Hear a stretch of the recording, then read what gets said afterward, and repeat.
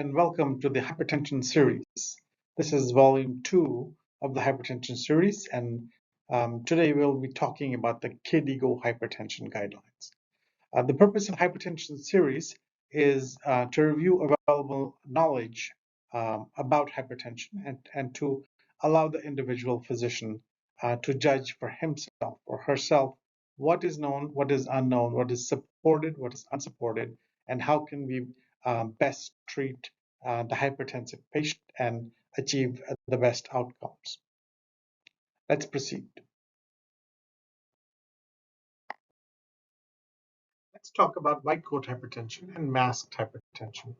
Masked hypertension is actually quite common, 9 to 30% of the hypertensive population. White coat hypertension is even more common, 15 to 30% of the hypertensive population, and we all see them in the clinic quite often.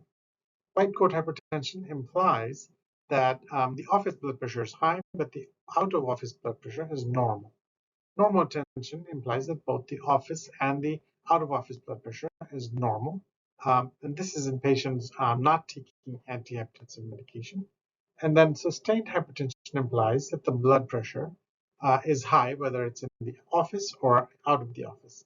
Masked hypertension actually means that the out-of-the-office blood pressure is high, the ambulatory blood pressure, the home blood pressure is high, but the office blood pressure is not high.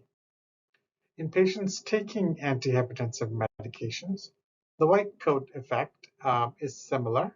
The office blood pressure is high, but the out-of-office blood pressure is not high. And in masked uncontrolled hypertension, the office blood pressure is not high, but the home blood pressure, the ambulatory blood pressure, or the out-of blood pressure is high. So the question, of course, is, does treating white coat hypertension or masked hypertension lead to better outcomes? Should we be intensifying our antihypertensive regimen in patients with masked hypertension or white coat hypertension? Should we be initiating antihypertensive medications in patients with white coat hypertension or masked hypertension? We'll talk about that in the next couple of slides. So control of out-of-office blood pressure or ambulatory blood pressures is very important. Should we be using ambulatory blood pressure monitoring or home blood pressure monitoring? Most of us probably think that the ambulatory blood pressure monitor is not cost effective. But the reality is that ambulatory blood pressure monitoring is cost saving and it is cost effective. Whether home blood pressure monitoring is cost effective is not clear, but it should be encouraged. Ambulatory blood pressure monitoring and home blood pressure monitoring are not necessarily interchangeable. And there have been no large randomized controlled trials with clinical outcomes using ambulatory blood pressure monitoring or home blood pressure monitoring to define blood pressure targets. But we do know that there is a stronger association of out-of-office blood pressure measurements and cardiovascular and kidney outcomes than in-office blood pressure measurements in both the general population and in the CKD population.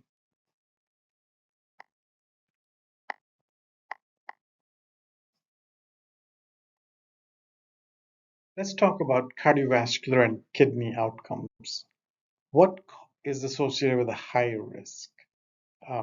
We talked about elevated ambulatory blood pressures or out-of-office blood pressure measurements.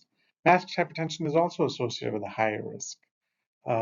White coat hypertension is also associated with a modest risk in cardiovascular and kidney outcomes. Elevated office measurements may be associated with lower risk.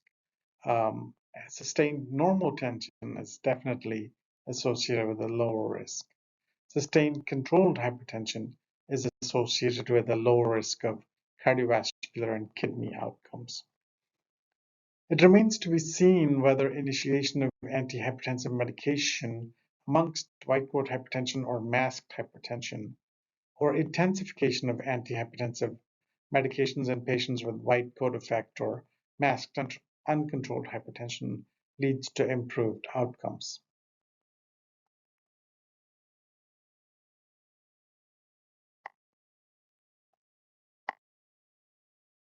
A systolic blood pressure less than 120 millimeters of mercury, when measured under standardized conditions, reduces cardiovascular events and all-cause mortality in CKD. So standardization is the most important. These guidelines and blood pressure targets, they are designed to be applied under standardized conditions. If you apply blood pressure targets to blood pressure measurements that are not standardized, you are likely to cause more harm than good. In most people with hypertension, including the frail and elderly, the benefits appear to outweigh the risks of harm, including hypotension and acute kidney injury. However, the above conclusions are less certain in some subpopulations. And we'll talk about these subpopulations in the next couple of slides. Again, these guidelines, these targets should not be applied in a blinded fashion. You need to know what patient you're dealing with, what their cardiovascular risk is, what their comorbidities are, etc. And then you can establish an appropriate blood pressure target for that patient. But in general, for patients with CKD stage 3 or above, a blood pressure target of less than 120 millimeters of mercury reduces cardiovascular events and all-cause mortality in CKD. But there are populations in which this correlation of intensive blood pressure control and better outcomes may not necessarily be known or proven.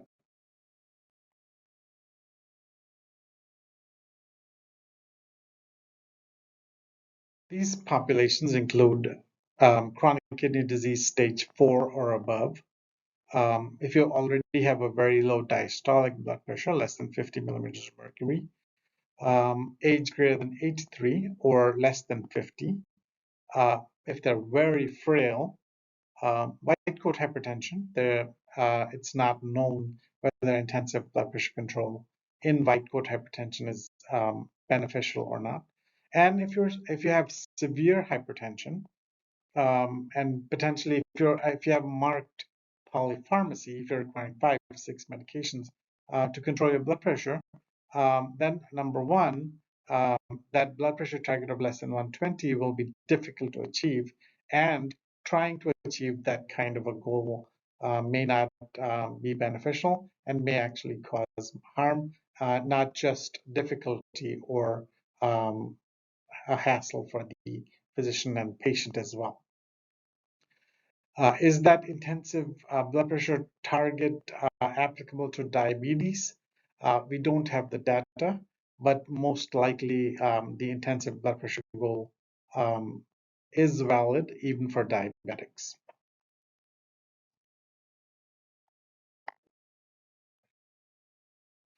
So there is a challenge in data synthesis when it comes to chronic kidney disease because of heterogeneity of outcomes. We have medium-sized trials that exclusively enrolled CKD patients and examined target blood pressure levels. These include the MDRD, the ASK, and the RHINE-2 trial. These used kidney outcomes as the primary outcomes, and they had relatively few non-kidney events during the trial. The larger trials did not exclusively enroll CKD patients. These included the SHEP, the SPS3, the ACCORD, and the SPRINT trials. These used cardiovascular outcomes as the primary outcomes and had relatively few kidney events, even though the CKD subgroups may have been sizable. So on the one hand, you have cardiovascular events and few kidney events. On the other hand, you have significant kidney events, but very few cardiovascular events. How do you synthesize the data to arrive at blood pressure guidelines for patients with CKD? That is the dilemma that KDIGO was in, and I think they've tried to do their best. And this talk will elucidate and explain why the guidelines are as they are. In the general population, reduction in the risk of cardiovascular events is proportional to the systolic blood pressure reduction achieved. And absolute benefits were greater in those with higher baseline risk of cardiovascular disease. In the SPRINT trial, benefits of targeting systolic blood pressure less than 120 as opposed to 140 extended to CKD. Again, larger trials are not powered for subgroup analysis, but the hazard ratio and the trend supported the intensive blood pressure target even in CKD. And as the target of 120 millimeters of mercury probably also extends to the elderly and those with frailty. Um, but these subpopulations are uncertain, especially if you're older than 83 or very frail. The benefits of targeting systolic blood pressure less than 120 millimeters of mercury included significant reduction in combined endpoints of probable dementia and mild cognitive impairment. The National Institute for Health and Care Excellence in the United Kingdom justifies a more conservative blood pressure target based on a meta-analysis which showed no clear effect on death or cardiovascular disease with target systolic blood pressure less than 140 millimeters of mercury in patients with no prior coronary heart disease. However, the study was designed to compare antihypertensive drugs versus placebo, not higher or lower blood pressure targets, and the blood pressure measurement technique was not precisely specified.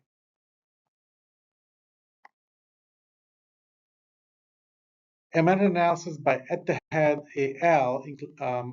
Included trials of different blood pressure targets, and they found that proportional reduction in cardiovascular events with more intensive blood pressure treatment was independent of the presence or absence of CKD. However, the reduction in cardiovascular events was significant in patients with chronic kidney disease, albeit slightly less than in those without CKD.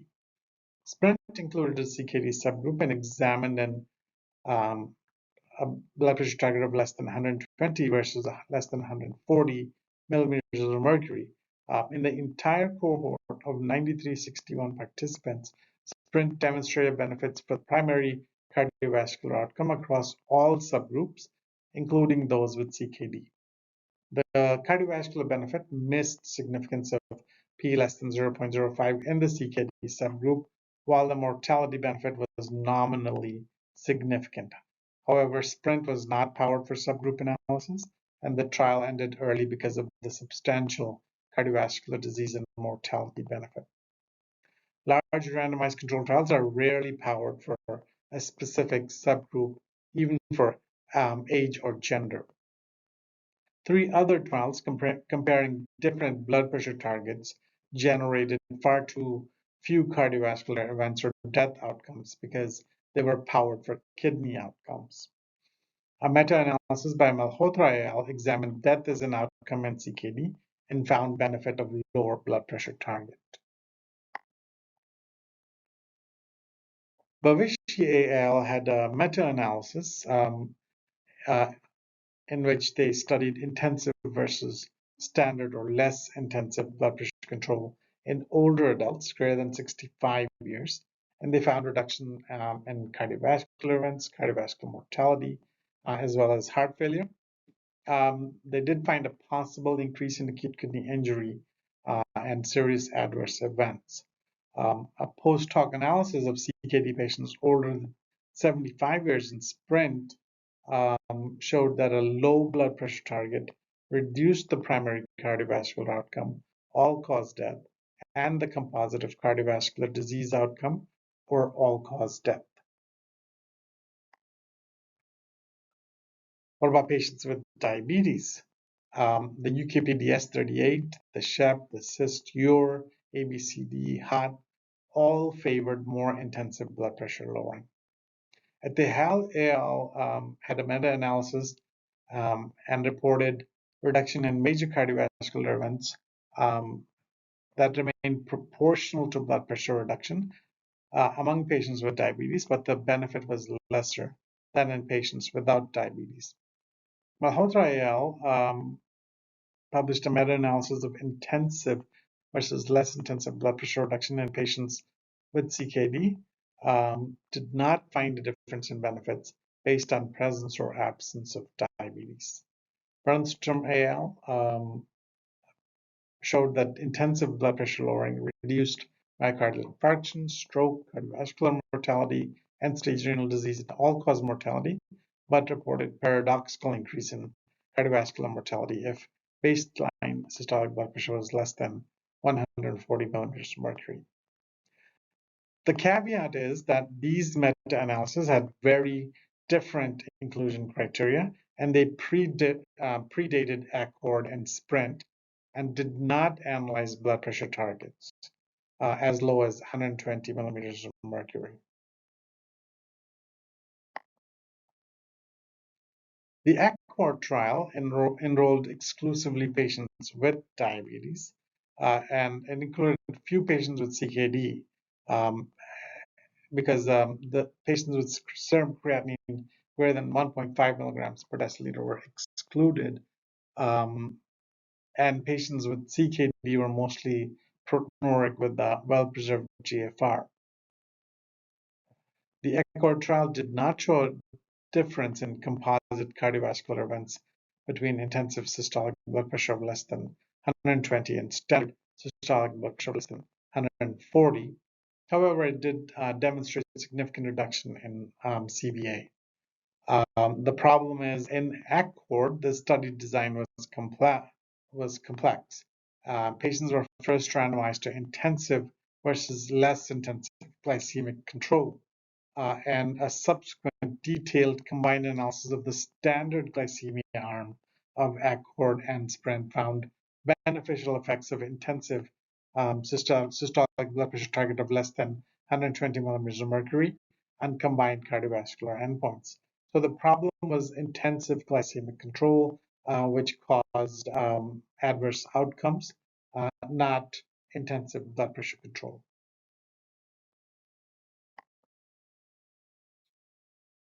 A pooled analysis of 4983 patients with CKD from ASK, MDRD, ACCORD, and SPRINT found a non-significant trend to decreased mortality with intensive blood pressure lowering targets. However, with GFR less than 60, there was a statistically significant reduction in mortality. So the conclusion is that intensive blood pressure control improves outcomes, even in patients with diabetes and CKD, but this effect is modulated by the level of glycemic control. Obviously, this conclusion is based on indirect evidence. Intensive blood pressure lowering is associated with an early GFR decline, as is RAS inhibition, SGLT2 therapy, and this is likely mediated by hemodynamic change. The thought is that over the long term, intensive blood pressure control is renoprotective and will protect against CKD progression and against permanent kidney damage. That early GFR decline does happen, but should not be a cause for not supporting a intensive blood pressure target. The overall rate of GFR decline was higher in both the CKD and non-CKD groups in SPRINT. Similar findings were seen in ACCORD and SP3. In both ACCORD and SPRINT, incident CKD was higher amongst participants assigned to the intensive blood pressure lowering cohort, but the incidence of these discrete events was small. However, in SPRINT, after the initial 6 months, the difference in rate of decline of GFR was small. Remember that these are short-term observations. The beneficial effect on albuminuria was significant, the long-term effects of intensive blood pressure lowering on the kidney cannot be determined, but is likely to be beneficial. Prior to SPRINT, the large randomized controlled trials consisted of MDRD, ASK, and RHINE-2. The primary outcome of these trials was progression of CKD. MDRD and ASK used mean arterial pressure targets of less than 92, which could be 125 over 75, or 140 over 68, 160 over 58. Or less than 107 millimeters of mercury, which could be 140 over 90, or it could be 125 over 98. And RHINE-2 studied a higher diastolic blood pressure target of less than 90 millimeters of mercury with a lower blood pressure target of less than 130 over 80. This study was underpowered and achieved systolic blood pressure and diastolic blood pressure decrease of only 4 millimeters of mercury and 2 millimeters of mercury respectively during the intervention phase. The effect of intensive blood pressure lowering less than 120 millimeters of mercury are only available in ACCORD and SPRINT. However, no conclusions regarding progression of CKD or end-stage renal disease can be reached because ACCORD had few CKD patients and SPRINT excluded patients with proteinuria more than 1 gram and had very few end-stage renal disease events overall. Intensive blood pressure lowering is generally safe with a few exceptions, such as in patient with severe carotid stenosis. SPRINT reported no significant difference in serious adverse events and in adverse events associated with hypotension, postural hypotension, syncope, bradycardia, and injurious falls between the intensive and standard blood pressure targets. Intensive blood pressure lowering reduced rather than increased the risk of orthostatic hypotension. In patients with baseline GFR less than 45, the risk of acute kidney injury was increased in the intensive systolic blood pressure arm without reduction in the primary cardiovascular outcome. However, this increased risk seems to be in the setting of moderate CKD and advanced age. In addition, the AKI episodes were infrequent, mild, and reversible. So, in summary, SPRINT showed evidence for cardiovascular benefits and reduction in mortality with intensive blood pressure lowering. ACCORD further supports the above, especially when you combine SPRINT and ACCORD, and when you look at the standard glycemia arm instead of the intensive glycemia arm. The MDRD and ASK trials provide evidence for readoprotective effects of intensive blood pressure lowering. However, the evidence is of low quality. SPRINT showed short-term decline in GFR, but is inconclusive about a long-term beneficial effect on GFR with intensive blood pressure targets. Let's compare the KDIGO guidelines, which recommend a blood pressure target of less than 120, with the American College of Cardiology or the American Heart Association, which offer a target of less than 130 over 80 millimeters of mercury for patients with CKD.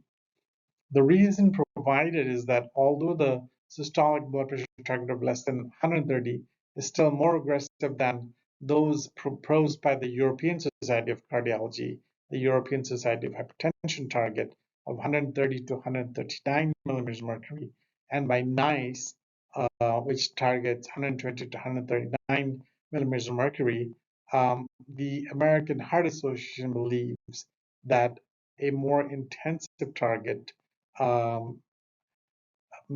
may be detrimental because clinicians might apply the target to routine office blood pressure readings rather than standardized blood pressure measurements. KDIGO believes that patients should not be penalized for suboptimal clinical practice. One should not rely on routine office blood pressure measurements to adjust blood pressure lowering therapy. One should use standardized blood pressure measurements instead. In conclusion, Intensive blood pressure lowering provides a reduction in cardiovascular events, provides benefits of reduced all-cause mortality, reduces progression to dementia and mild cognitive impairment. It may cause short-term decrease in GFR due to intrarenal hemodynamic changes.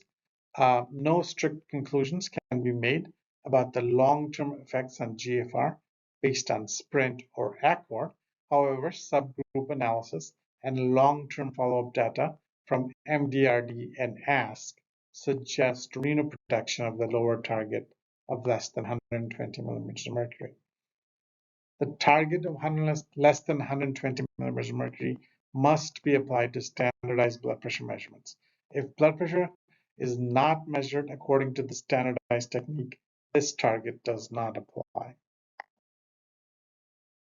In the next volume of the series, we will do a review of the SPRINT trial.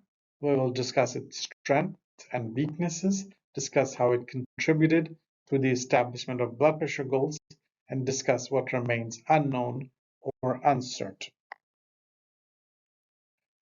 So I will end each talk with a couplet of the month. The couplet of this month is by William Shakespeare. Ignorance is the curse of God. Knowledge is the wing wherewith we fly to heaven. Thank you for watching. Goodbye.